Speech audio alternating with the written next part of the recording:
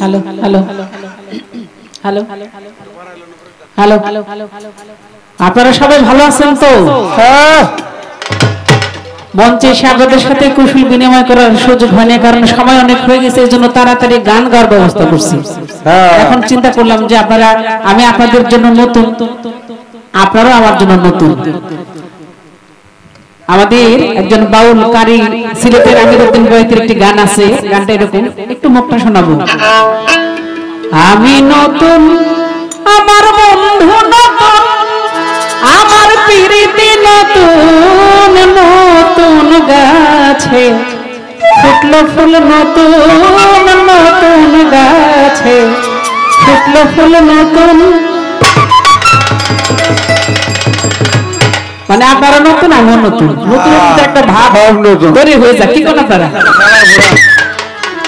সবাই ভালো আছেন তো? না, আলহামদুলিল্লাহ। আল্লাহর কাছে শুকরিয়া আদায় করতে হবে। মালিক আমাদেরকে যখন যে হালে রাখে, যে অবস্থায় রাখে, তার মধ্যে থেকে আল্লাহর কাছে শুকরিয়া আদায় করতে হবে।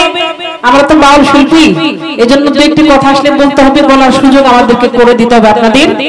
তা হচ্ছে আল্লাহর একজন নবী নাম তার মুসা, তিনি প্রত্যেকদিন আল্লাহর সাথে হাজার সওয়াল করে। তো একদিন তিনি যাচ্ছে, হঠাৎ করে পথের মধ্যে একদল ব্যাঙ ডেকে বলে, এই মুসা নবী, আপনি প্রত্যেকদিন আল্লাহর সাথে কথা বলেন, আমাদের একটা সংবাদ আছে, আল্লাহর কাছে পৌঁছাইবেন, আল্লাহ কি বলে সেটা আবার আমার কাছে কইবেন। চলে গেছে কবুতর পাহাড়ে। যাওয়ার পরে মুসা নবী বলতেছে, আল্লাহ আপনি তো জানেন, ওই যে পথে আমাকে ব্যাঙের দলেরা একটা প্রশ্ন আপনার কাছে জানতে চাইছে। বলে কি? বলে যে বৃষ্টি হবে কিনা, ব্যাঙের দল জানতে চেয়েছে। আল্লাহ বলছে যে মুসা, ওই ব্যাঙের দলের কই ওর মধ্যে বৃষ্টি কোনো কিছু আর হবে না, ওদেরকে বুঝাতে হবে। এখন যখন নাকি মুসা নবী ফিরছে, রাস্তার মধ্যে দেখা হয়েছে, ব্যাঙের দল বলতেছে যে আল্লাহ কি বলছে, বৃষ্টি হবে? বলে বৃষ্টি হবে না। এই কথা যখন বলছে, সাথে সাথেই ব্যাঙের দল বলে শুকর আলহামদুলিল্লাহ। দেখেন কইতে দেরি। এই কথা যখন বলছে, ঝপঝপাইয়া আসমান থেকে এমন বৃষ্টি শুরু হয়েছে, আর সেই বৃষ্টিতে ব্যাঙের দল লাফালাফি করতেছে। মুসা নবী কয়, আল্লাহ ব্যাপারটা তো বুঝলাম না, আপনি কইলেন বৃষ্টি হইব না, আবার বৃষ্টি দিলেন। আমার আল্লাহ কয়, মুসা রে, এই রোদের তাপ, উত্তপ্ত বালুর গরম, পাহাড়ের এই পাথরের গরম, এই পাথর বালুর মধ্যে ব্যাঙে লাফালাফি করে, এই গরমের মধ্যে থেকেও, অশান্তির মধ্যে, কষ্টের মধ্যে থেকেও যখন শুনছে বৃষ্টি হবে না, এটা শুনেও যখন আমার দরবারে শুকরিয়া আদায় করে, আমি আল্লাহর বসে থাকতে পারি না। তাই তাদের প্রতি খুশি হয়ে আমি বৃষ্টি বর্ষণ করলাম। তাই আল্লাহ বান্দার, মানুষের পরীক্ষা নেয়, কষ্ট দুঃখ জ্বালা যন্ত্রণা দিয়ে। এই জ্বালা যন্ত্রণার মধ্যে থেকেও যদি কোনো বান্দা আল্লাহর কাছে শুকরিয়া আদায় করে, আমার আল্লাহ তাকে সেই বিপদ থেকে মুক্ত দান করে, কষ্টে রাখে না। বিপদ আসে, যেমনি আসে অমনি আবার দূর হয়ে যায়। এজন্য যখন যে হালে থাকে আল্লাহর কাছে শুকরিয়া আদায় করতে হবে। গেল এই কথা। এবার পালা হলো নবীর জীবনী মেরাজ তথা নবী তত্ত্ব মেরাজ তত্ত্ব। বাংলার প্রখ্যাত গায়ক, দেশে বিদেশে যার সুখ্যাতি সুনাম রয়েছে, আমাদের বাউলদের গর্ব, আমাদের আব্দুল লতিফ সরকার। তো তাকে দিয়েছেন নবী তত্ত্ব, আর আমি আপনাদের শেখালি। আমাকে বলা হয়েছে মেরাজ তত্ত্ব গাইবার জন্য। পালা গানে যাওয়ার আগে বলবো, যদি আমার ভাষায় কথায় সুরে ছন্দে কথা বলতে হয়, সকলেই ক্ষমা সুন্দর দৃষ্টিতে, ক্ষমার চোখে দেখে আজকের গান শুনবেন। আসলে আমার দয়াল নবীর তওয়াল্লুদ থেকে ওফাত পর্যন্ত পুরোটাই জীবনী, একটু অল্প সংখ্যক বিষয় রয়েছে। অল্প সময় যিনি আমার দয়াল নবী সপ্ত আসমান পাড়ি দিয়ে আল্লাহর দিদার লাভ করলেন, যাকে মেরাজ বলা হয়েছে। তো এই সময়টুকু আজকে আমি শেফালী সরকার আপনাদের মাঝে গাবো, বলবো, বোঝাবার চেষ্টা করবো। তবে আমার যিনি গানের উস্তাদজি, তার একটি গানের মধ্যে মেরাজ সম্পর্কে তথ্য এবং তিনি কিছু তত্ত্ব এবং তথ্য তিনি দিয়ে গেছে। আমি চেষ্টা করি সেই গানটা গাইবার জন্য, আপনারা একটু মন দিয়ে শুনবেন। ধন্যবাদ সবাইকে।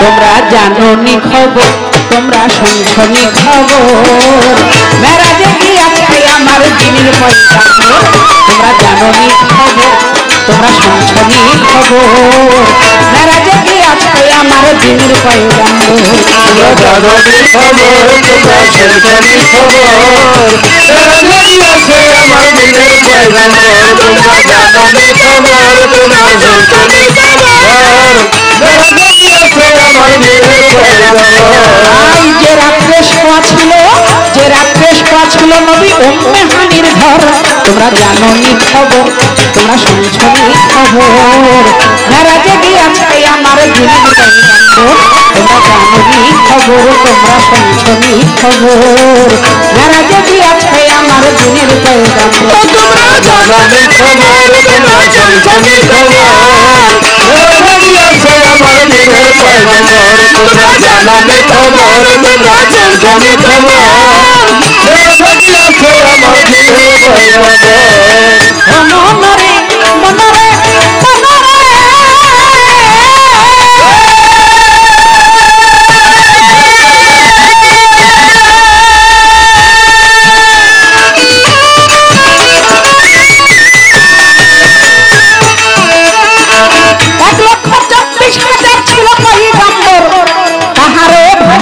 হয় নাই মেরাজের খবর মনরে মনরে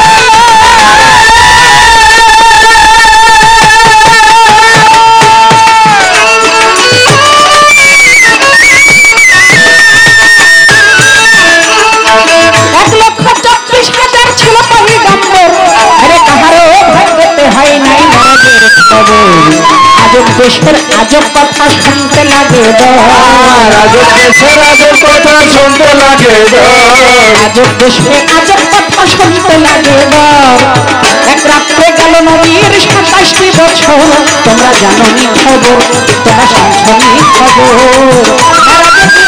আমার দিনের পয়গাম্বর তোমরা জানোনি খবর তোমরা শুনছনি খবর মেরাজে গিয়াছে আমার দিনের পয়গাম্বর তোমরা জানোনি খবর তোমরা শুনছনি খবর মেরাজে গিয়াছে আমার দিনের পয়গাম্বর ও মনরে মনরে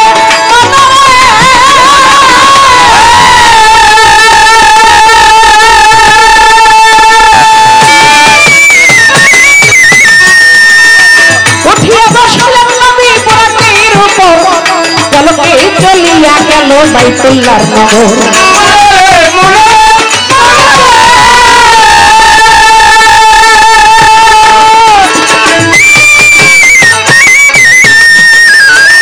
উঠিয়া বসলেন নবী পুরাণের উপর আরে পলকে চলিয়া গেল বাইতুল্লাহর নগর 3 রাকাত পড়লেন নামাজ পাথরের উপর 3 রাকাত পড়লেন নামাজ পাথরের উপর 3 রাকাত পড়লেন নামাজ পাথরের উপর আই জগতি প্রমাণ আছে সন্তের উপর তোমরা জানোনি খবর তোমরা শুনছনি খবর মেরাজে গিয়াছে আমার দিনের পয়গাম্বর তোমরা জানোনি খবর তোমরা শুনছনি খবর মেরাজে গিয়াছে আমার দিনের পয়গাম্বর তোমরা জানোনি খবর তোমরা শুনছনি খবর মেরাজে গিয়াছে আমার দিনের পয়গাম্বর মনরে মনরে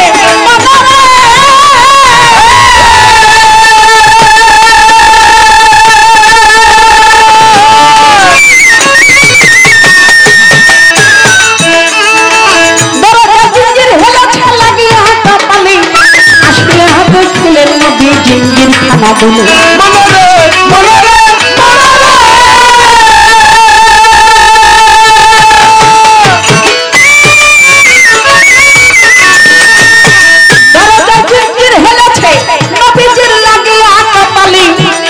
নবী আসিয়া দেখিলেন ও সেই জিঞ্জির খানা দিলে ওজুর পানি গড়াইতাছে হইয়ানো ওজুর পানি গড়াইতাছে হইয়ানো ওজুর পানি গড়াইতাছে হইয়ানো বিছানারে আছে গরম অন্যের ঘর তোমরা জানোনি খবর মেরাজে গিয়াছে আমার দিনের পয়গাম্বর তোমরা জানোনি খবর তোমরা সুলতানি খবর মেরাজে গিয়েছে আমার দিনের পয়গম্বর তোমরা জানোনি খবর তোমরা সুলতানি খবর মেরাজে গিয়েছে আমার দিনের পয়গম্বর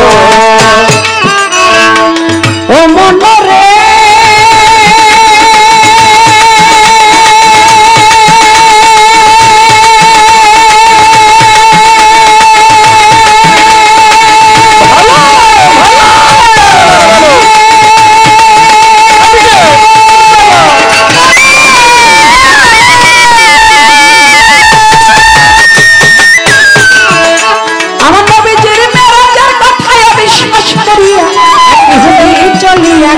দোয়াল মাসকিনিয়া মনরে মনরে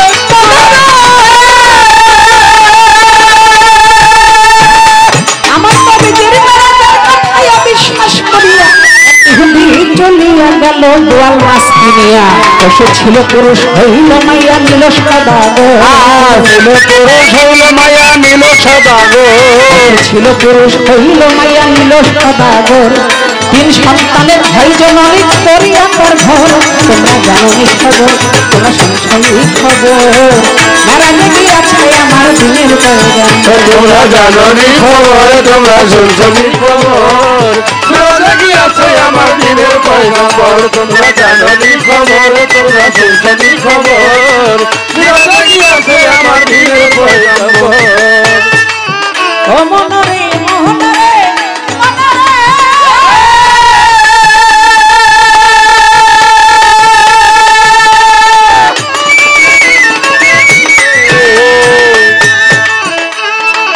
বিশ্বাস করিয়া নবী মেরাজের খবর সিদ্দিক টাইটেল পাইল হযরত আবু বকর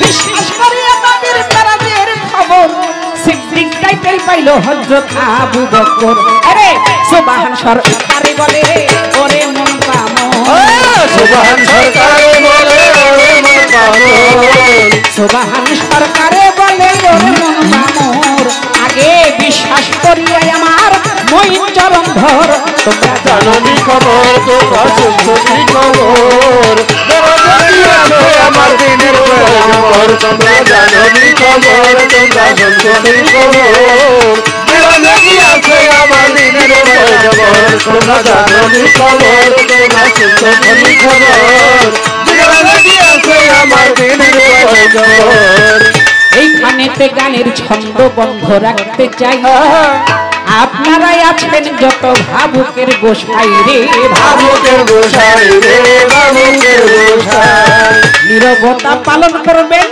পাই ধরে জানাই কথাবার্তা বললে কিন্তু গাইবার শক্তি নাই আপনারা সবাই মিলে করলে গন্ডগোল আমাদের কবিত্বের মাঝে হয়ে যাবে ভুল সবাই মিলে আপনারা থাকেন যদি চুপ তাহলে মনের মতো গাইতে পারবো খুব রে গাইতে পারবো রে গাইতে পারবো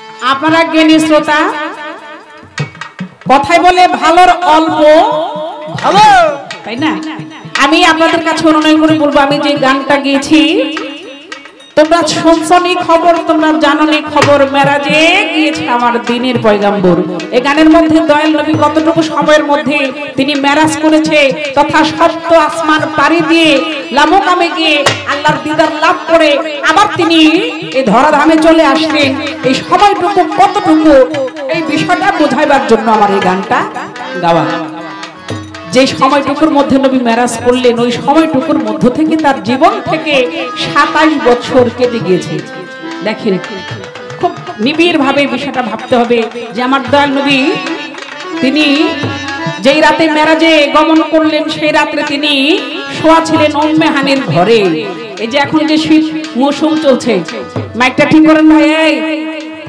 মাইকটা গুপ গুপ করতেছে এটা ক্লিয়ার করেন একটু মিষ্টি করে দেন সামান্য আমার দয়াল নবী এখন তো শীত মৌসুম চলছে শীতের রাতে যদি কারো প্রকৃতির ডাকে সাড়া দিতে হয় মনে করেন গরম লেপ তোষক দিয়ে শুয়ে রয়েছি প্রকৃতির ডাকে সাড়া দিতে একটু বাইরে গেছি এই 2-5 মিনিটের ব্যাপার আয়সা দেখি গরম দিস না একেবারে শীতল হয়ে রয়েছে কথা ঠিক না কিন্তু আমার দয়াল নবী, নবীজি মেরাজে গেলেন, আয়েশা দেখলেন উম্মে হানির সেই বিছানাটা এখনো গরম আছে, ঠান্ডা হয় নাই। তাহলে কতটুকু সময় মেরাজ করেছে এটা ভাবতে হবে। শুধু তাই নয়, দয়াল নবী যখন সেই উম্মে হানির ঘর থেকে বের হইলেন, দরজার ওই চৌখাটের মধ্যে একটা লোহার জিঞ্জির ছিল, যে জিঞ্জিরটা আমার নবীজির কপালে লেগেছিল। নবী মেরাজে গেলেন, আল্লাহর দিদার লাভ করলেন, মেরাজ করলেন। মেরাজ করে এসে উম্মে হানির ঘরের দরজায় দেখলেন তাকাইয়া, ওই জিঞ্জিরের লোহাটা এখনো দুলতেছে, দোলা বন্ধ হয় নাই। আপনারা জ্ঞানী, বিষয়টা বুঝে নিবেন।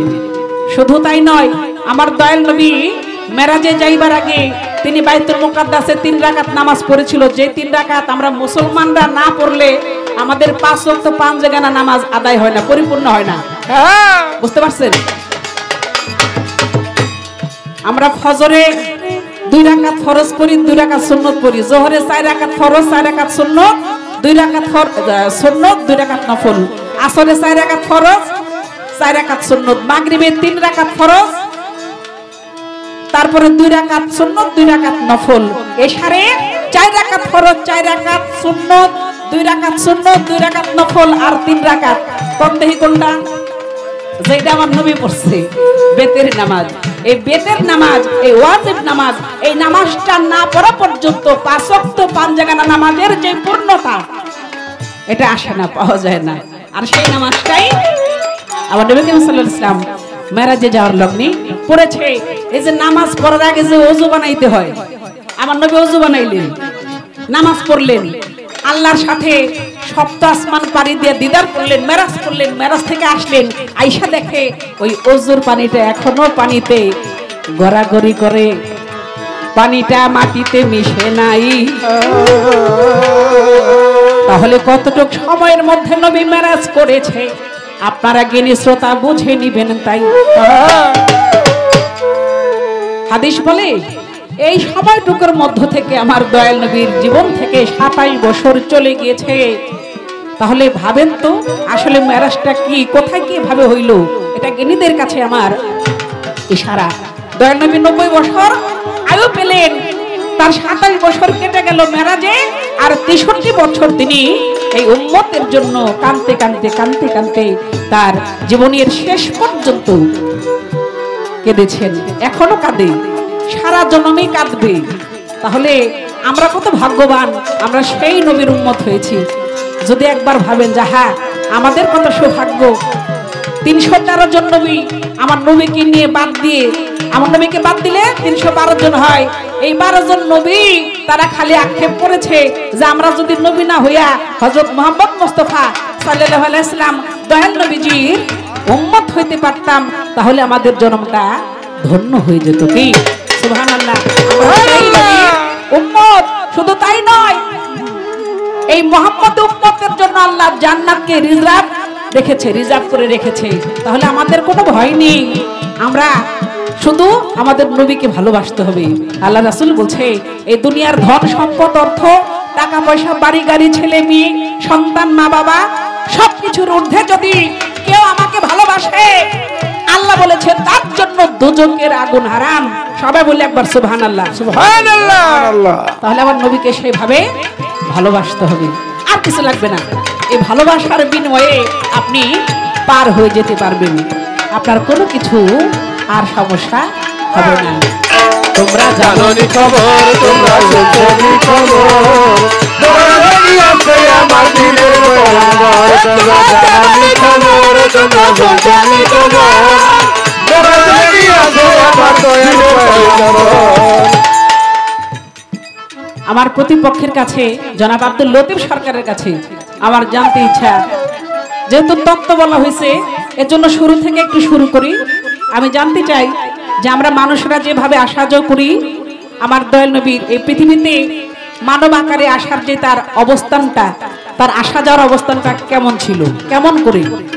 আর 2 নাম্বার প্রশ্ন হইল, একটা সন্তান যখন দুনিয়াতে জন্ম নেয়, 5 মাস, 6 মাস, 7 মাস এরকম সময়ে বাচ্চার মুখের বুলি ফোটে, কথা ঠিক না? কেউ কয় দাঁত দাঁত দাঁত দাঁত দাঁত দাঁত, মানুষকে দেখলে কি সুন্দর দাদার লগে মনে খুব ভাব। হ্যাঁ, প্রথমে দাদা দাদা কয়, আবার কেউ কয় বু বু বু বু, একেবারে মুখ দিয়ে লালাবাড়ি করে ফেলাই। বুবুর সাথে অনেক প্রীত, খুব প্রেম। আবার কেউ মা মা মা, বাবা বাবা। আমি জানতে চাই আমার দয়াল নবী তওয়াল্লাদ হওয়ার পরে তার সর্বপ্রথম মুখের বলিটা কি ছিল? এই ছোট করে দুইটা আলোচনা আপনার কাছে রইল, করব ইনশাআল্লাহ আপনি সুন্দরভাবে। তোমরা জানো নি খবর, তোমরা শুনছো নি খবর, গোরা জাগি আছে আমার দিনের পয়গম্বর।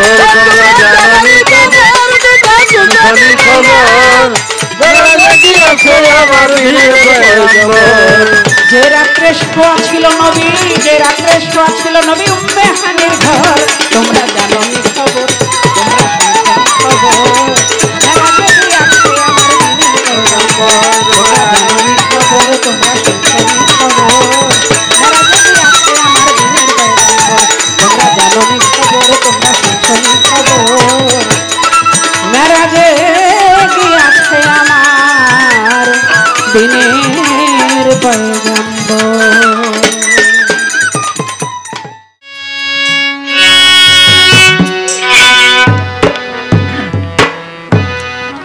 শেফালি সরকার নাকি নতুন, আবার হ্যাঁ নতুন প্রেমের গানও গায়। ভালোই লোক এমনি, তুমি তো প্রায় 26-27 বছর যাবত গান গাও আমার হিসাবে। 26-27 বছর, 2 যুগেরও বেশি। আবার নতুন হয়ে কেমনে, মানে নতুন হইয়া ওই নতুন বউ আইলে সালাম করে মাল পায়। এখানে আমি বলেছিলাম অনেক শিল্পী গান করেছে,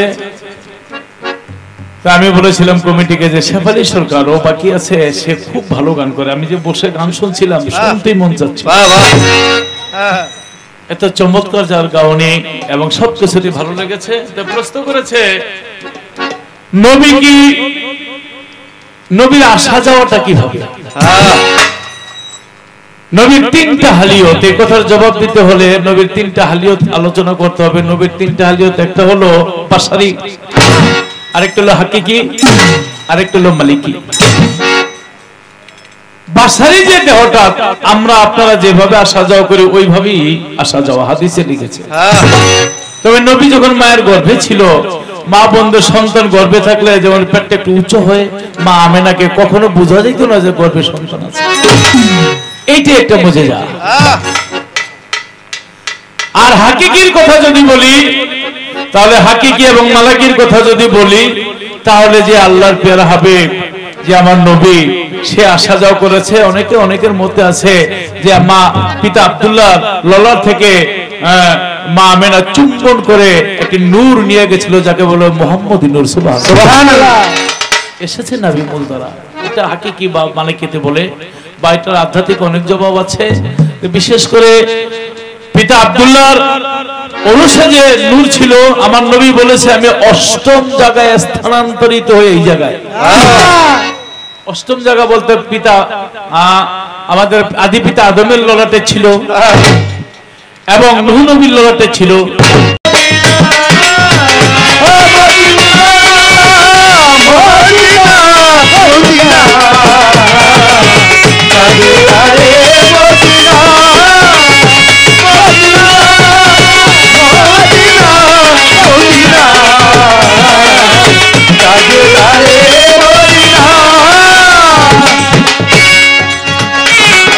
একদিন দোয়া চাহিতে যায় পবিত্র কাবায়, জননী মায়া মেনা মা। দোয়া চাহিতে যায় পবিত্র কাবায়, জননী মায়া মেনা। দোয়া চাহিতে যায়, কেন দোয়া চাইতে যায়? স্বপ্নে দেখে মায়ের নাকের ফুল পড়ে গেছে। শ্বশুর আব্দুল মুত্তালিবের কাছে গেছে, বাবা গো আমার নাকের ফুল পড়ে গেছে। তিনি বললেন আমার ছেলে কোথায়? বলে সিরিয়া শাম দেশে বাণিজ্য করতে গেছে নবীর পিতা আব্দুল্লাহ। বলে মনে হয় তার কোনো বিপদ হয়ে গেছে। ঠিকই পিতা আব্দুল্লাহ সিরিয়া শাম দেশে বাণিজ্য করতে গিয়ে তিনি পৃথিবী ছেড়ে চলে গেছে।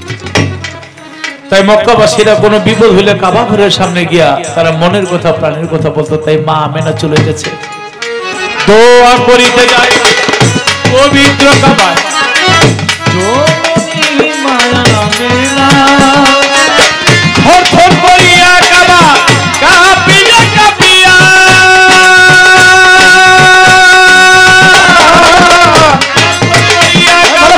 কাঁপিয়া কাঁপিয়া মাইরে দাদা সালাম সাজেদারে মদিনা মদিনা মদিনা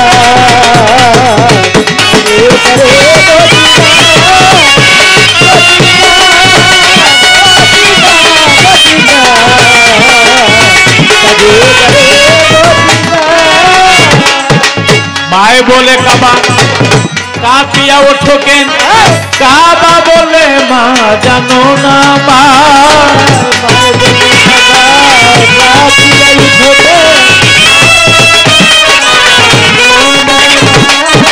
আমার নবী তখন মায়ের গর্ভে 6 মাসের কাবার ঘরে চলে গেলেন হে আল্লাহর কাবা আমি স্বপ্নে দেখেছি নাকের ফুল পড়ে গেছে আমার কি স্বামীর কোনো বিপদ হয়েছে কিন্তু কাবা কাঁপতে কাঁপতে মায়ের লুকিয়ে পড়েছে মায় বলে কাবা কাঁপো কেন কাবা বলে আল্লাহ জবান করে দে আমি মায়ের সাথে কথা বলি আল্লাহ কাবার জবান করে দিল কাবা বলে মাগো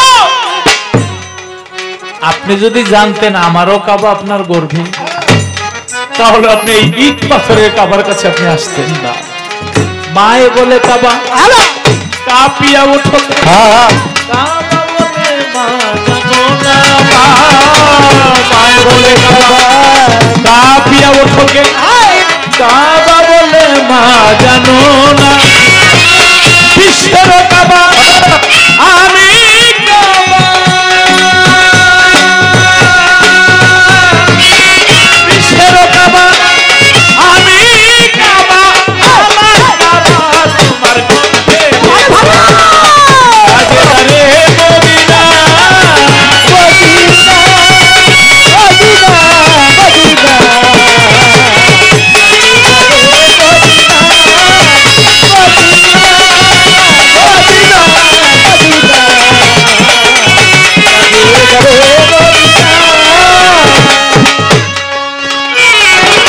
কাবার কাবা নবী প্রিয়তমা মায়ের গর্ভে ছিল তখন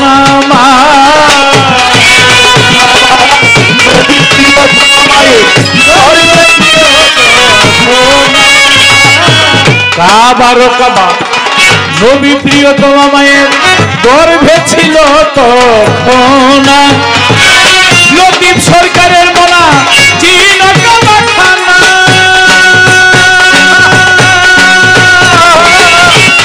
সরকারের মোনা চীন কাবা খানা কাবা বলেছে তারে নিজেই রাব্বা আরে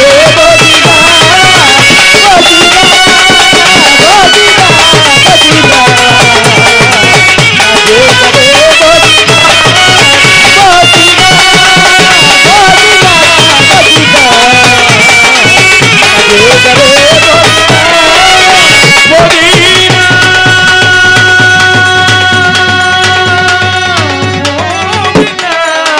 মদিনা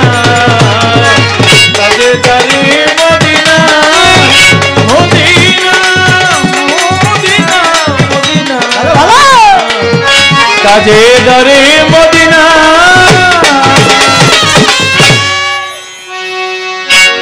তারে কি আর পাশরিতে পারে তারে কি আর পাশরিতে পারে নয়নে লাগে যারে তারে কি আর পাশরিতে পারে তারে কি আর পাশরিতে পারে বলো তারে কি আর ভুলিতে পারে নয়নে লাগে যারে তারে কি আর পাশরিতে পারে তারে কি আর পাশরিতে পারে বল না তারে কি আর ভুলিতে পারে নয়নে লাগে যারে তারে কি আর পাশরিতে পারে মনরে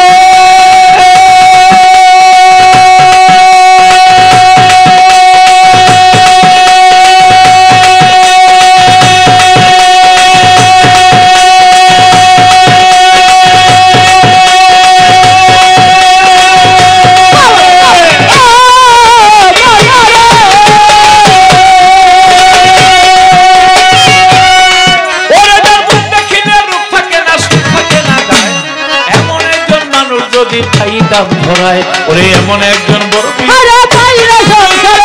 এমন একজন খাজা পাইলে সংসারে শাহজালাল শাহ পাইলে সংসারে এমন একজন মঈন ভান্ডারী পাইলে সংসারে এমন একজন খেতা সাহেব পাইলে সংসারে এমন একজন গাইবি সাহেব পাইলে সংসারে এই মাহমুসুর এই সংসারে পাইলে সংসারে এমন একজন কান্দ সাহেব পাইলে সংসারে এমন একজন গলি সাহেব পাইলে সংসারে এমন একজন আল্লাহর ওলি পাইলে সংসারে এমন একজন নেতা বাবা পাইলে সংসারে এমন একজন সাহালি বাবা পাইলে সংসারে জীবন যৌবন বিলাইয়া তার চরণের উপরে নয়নে লাগে তারে কি আর পাশে দিতে পারে তারে কি আর পাশে দিতে পারে বন্ধু তারে কি আর ভুলতে পারে না তারে কি আর পাশে দিতে পারে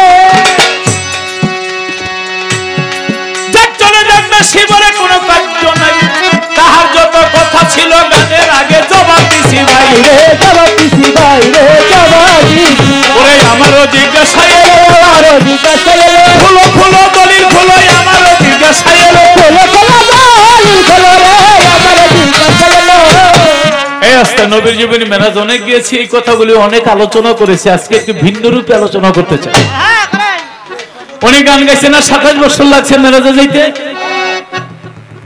আচ্ছা একটা কথা এটা কোন হিসাবে 27 পারে 28 হলো না 29 হলো না 10 হলো না 12 হলো না 27 কেন যেমন আমেরিকা গেলে এখান থেকে ট্রানজিট করলে সৌদি আরব 6 ঘন্টা মনে করেন 3 ঘন্টা ট্রানজিট সময় 6 আর 3 9 ঘন্টা ওখান থেকে বিমান উঠলে 12 ঘন্টা লাগে 9 আর 12 21 কইতাছস তুমি ঠিক মতো আচ্ছা ইমিগ্রেশন পার হইতে লাগে ম্যাক্সিমাম 2 ঘন্টা 21 আর 2 একটা হিসাব আছে নাকি তো নবীতে মেরাজে গেল তো এটা যেমন আবার হাইটা যদি আমেরিকা যায় আমার মনে হয় যেমন সৌদি আরব হাইটা গেলে 6 মাসের মতো লাগবে ইঞ্জিন ছাড়া নৌকায় গেলে 2-3 মাসের কম লাগবে না আর জাহাজে গেলে হয়তো 1-2 মাস লাগবে আবার বিমানে গেলে 6 ঘন্টায় যাওয়া যায় তো নবী যে মেরাজে গেল 27 বছর লাগলো এটা কি ঘোড়ার হিসাব না জাহাজের হিসাব নাকি উটের হিসাব আইসা দিছে আমাদের সরকার বিক্রি কিন্তু খবর হয়ে গেছে কঠিন প্রশ্ন আর যদি বলো বোরাকের হিসাব বোরাকে তো চোখের বলে কি গেছে এই 27টা কেন আরেক কথা মনে পড়ে বলবে কথা দলিল ধরে আরেক কথা মনে পড়ে তবে ওই দলিল এটা বিবেকের দলিল আমার প্রশ্ন নবী কি মেরাজে গেছিল না মেরাজ নবীর কাছে আইছিল নাকি আল্লাহ করলে শাইন কাদির আল্লাহ করলে শাইন মহিত আল্লাহ তো সব জায়গায় ফিরে দিতে মুমিনের কলবে যদি আল্লাহ থেকে পৃথিবীর শ্রেষ্ঠ মুমিন আমার রাসূল তাইলে এই কলবের মধ্যে আল্লাহরে রাইখা নবী আবার কোন আল্লাহর কাছে গেছে এই কথা আর কি নবী আল্লাহর কাছে গেছে না আল্লাহ নিজে আইছিল এটার একটা মীমাংসা আমরা চাই কি ঠিক আছে না এমন দামি দামি ওজনদারি কথা হইলে একজন উঠতে চাইলে আরেকজন বই জবাব না শুনে আমরা যাব না আরো সামনে নতুন নতুন অনেক কিছু আবিষ্কার আছে ইনশাআল্লাহ আমদানি করব আপনারা একটু অপেক্ষা করুন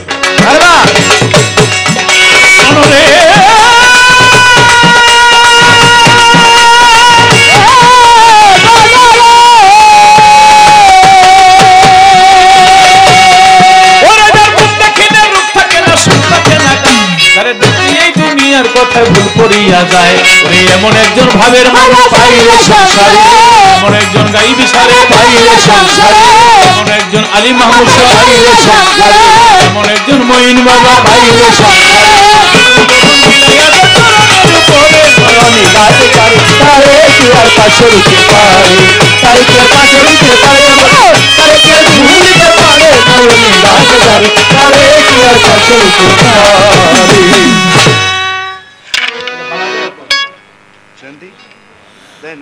নবীর পালা দিয়েছে আমার নবীর কথা শুনলে মনে হতে পারে আপনার সমস্ত জীবনের গুনাহ আল্লাহ এই মুহূর্তে মাফ করে দিবেন সুবহানাল্লাহ সুবহানাল্লাহ এটা নবীর কথা যে সেই কথা নবীর ছিল তিন ধরনের চরিত্র। একটা হলো স্বাভাবিক। স্বাভাবিক চরিত্র কি? আপনি আমারে দুইটা গুছা দিছেন, আমি আপনারে দুইটা দিছি, তিনটা দিই, এটা হলো স্বাভাবিক চরিত্র। আরেকটা হলো উত্তম চরিত্র। উত্তম চরিত্র কি? আপনি আমাকে দুইটা মারছেন, আমি একটাও মারিনি, এটা হলো উত্তম চরিত্র। আরেকটা হলো মহান চরিত্র। আপনি আমাকে মারছেন, আমি আপনাকে মারি নাই, উল্টা আপনার হাতে ধরে ক্ষমা চাইছি।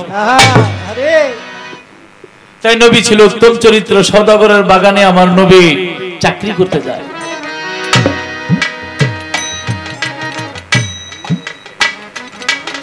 যে দুজাহানের বাদশা, ইহকাল এবং পরকালের এই বাদশা যায় সওদাগরের বাগানে চাকরি করতে, তাও চাকরি দেয় না।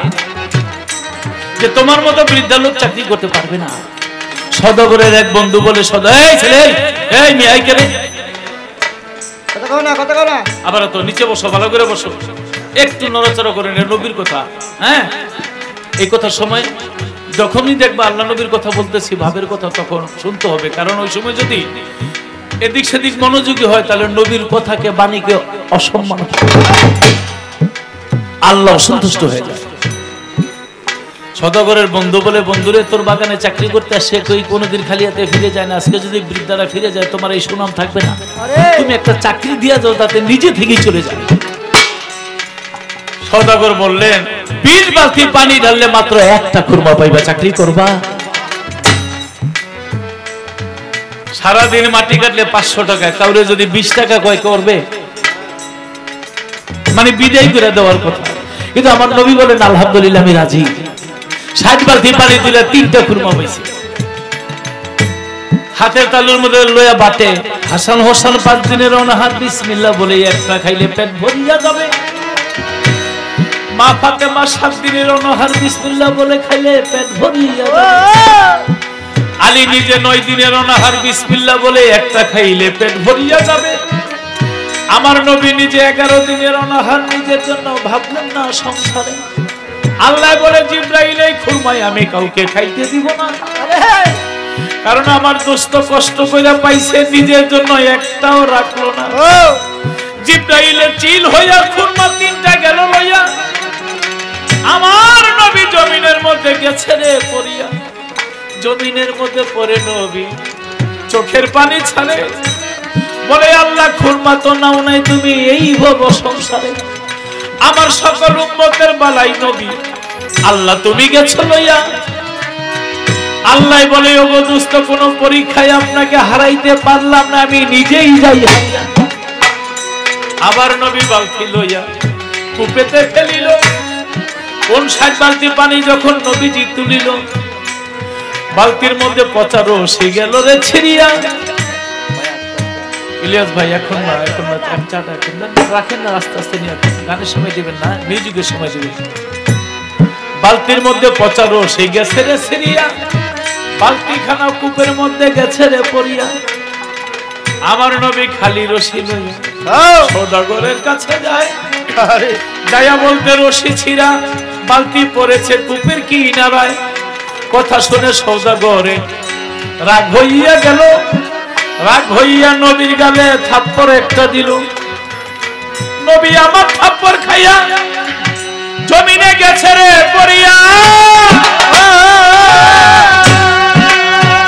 জমি হতে উঠে নবী সওদাগরের হাত 2টা ধরিয়া বলে, সওদাগর, আমার গালে তো কোনো মাংস নাই, আমাকে আপনি থাপ্পড় দিয়েছেন, মনে হয় আপনার হাতের মধ্যে ব্যথা, আমার থাপ্পড় দিয়ে যদি আপনি ব্যথা পান, আমারে ক্ষমা করে দেন।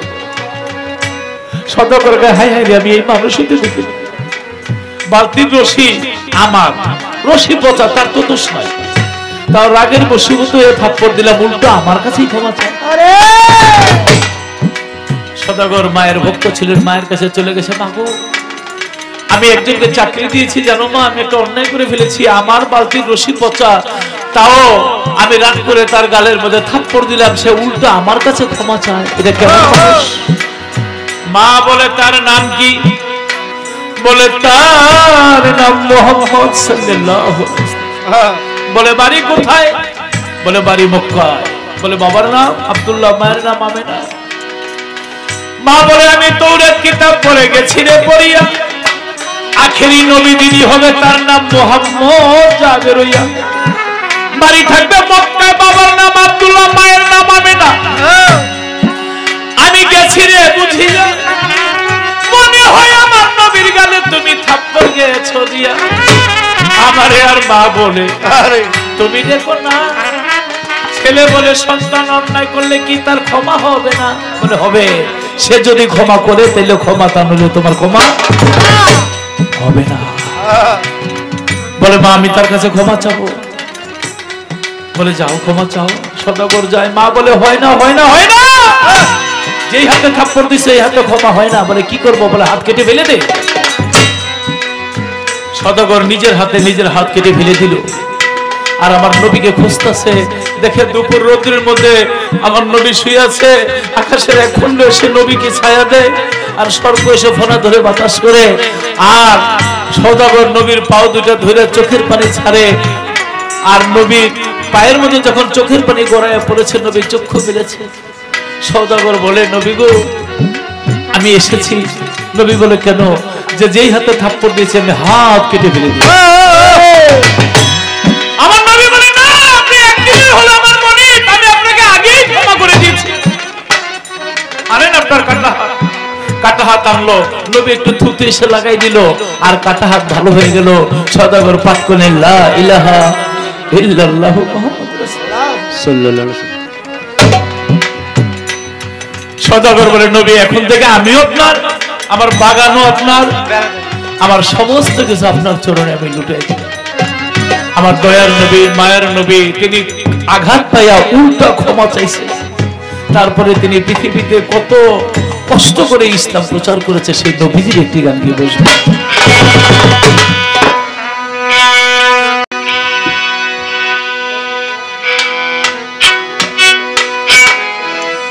দয়ার নবী, মায়ার নবী, দয়ার নবী, মায়ার নবী, কোথায় রইলে লুকাইয়া? দেখা দেন দয়াল নবী স্বপ্নে আসিয়া। দেখা দেন গো দয়াল নবী একবার আসিয়া। দয়ার নবী, মায়ার নবী, আমার দয়ার নবী, মায়ার নবী, কোথায় রইলা লুকায়া? দয়ার নবী স্বপ্নে আসিয়া। দেখা দেন গো দয়ার নবী স্বপ্নে আসিয়া। ও নবীজি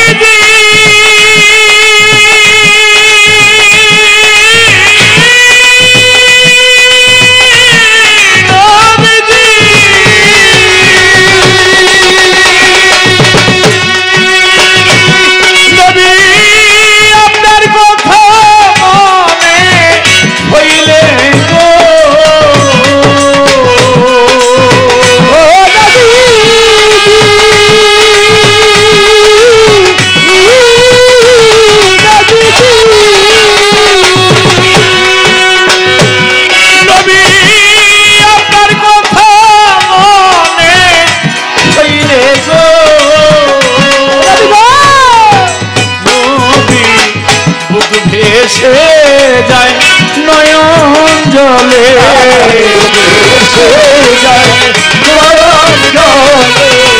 বুক ভেসে যায় নয়ন জলে, কেমনে থাকি সহিয়া? দেখা দেন গো কাইবিসা বাবা একবার আসিয়া। দেখা দেন দয়াল নবী একবার আসিয়া। দেখা দেন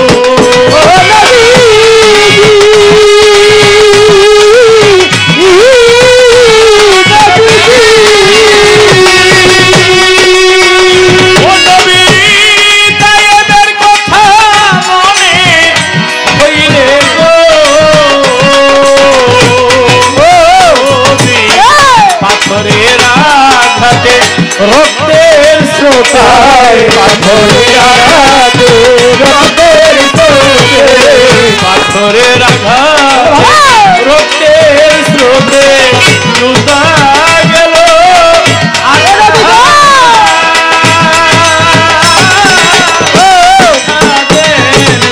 দয়ালো নবী স্বপ্নে আসিয়া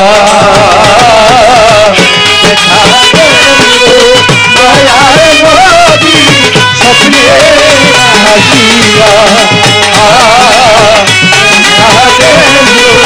দয়ার নবী স্বপ্নে আসিয়া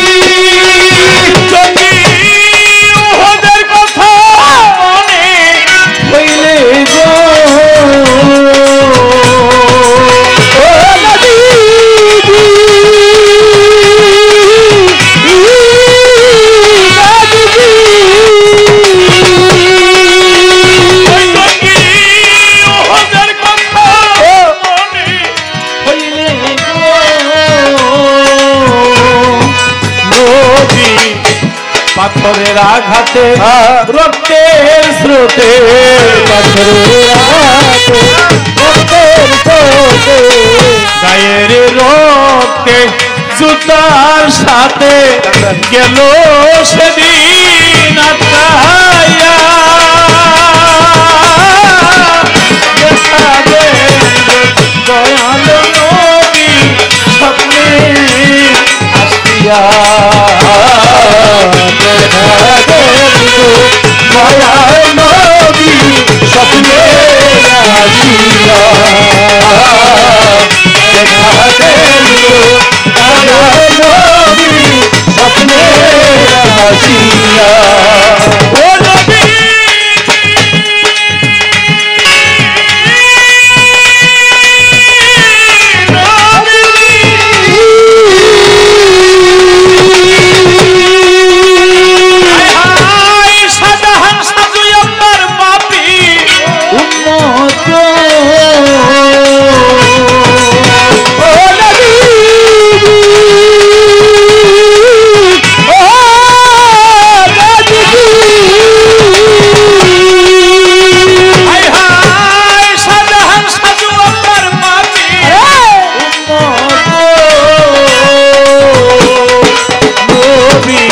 সাফায়াত করবে নিদান কালে সাফায়াত করবে নিদান কালে সাফায়াত করবে হাসরের কালে আশায় রইলাম চাহিয়া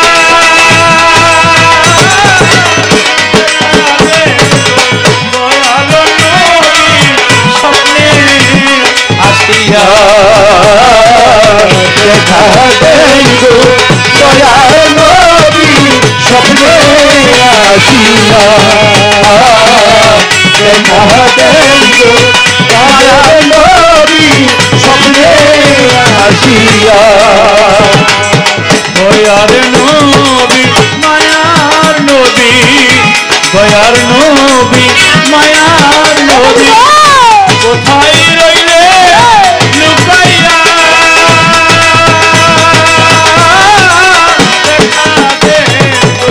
দয়াল নবী স্বপ্নে আসিয়া দেখা দয়াল নবী একবার আসিয়া দেখা